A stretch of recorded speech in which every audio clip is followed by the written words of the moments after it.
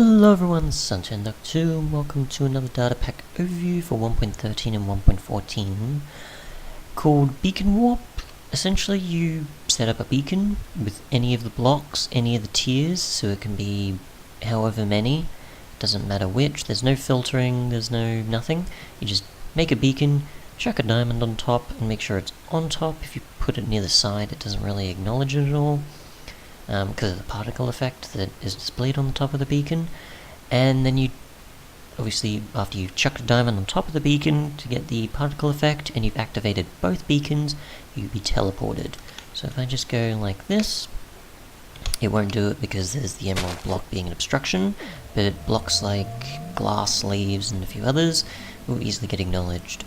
So if I go over here to this other one, that's also a completely different block type because there was iron there, diamond here, and it's also a simple structure, it's fine. You can also try this with, like I said, multiple different blocks, different tiers of beacons, and it's perfectly fine. So it's good to go.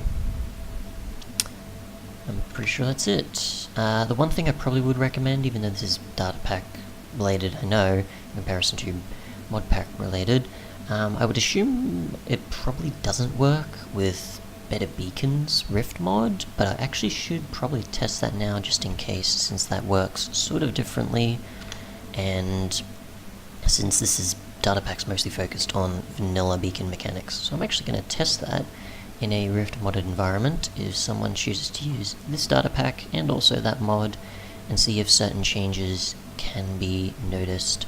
If some, say, beacon-related mods come forward, change a few things, and this Datapack doesn't really work alongside them. Let's find out. Well, it seems I've tried 3 times, and I can't get it working, because I tried an existing world, it didn't want to work.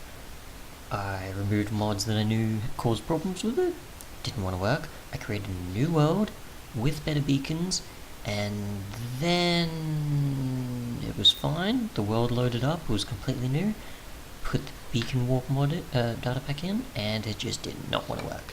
So obviously, even though it's a rarity, people would use both this Datapack and mod in the same instance of Datapacks and mods, even though it's possible, because I try sometimes with Datapacks and mods at the same time for compatibilities, and I've rarely had many problems.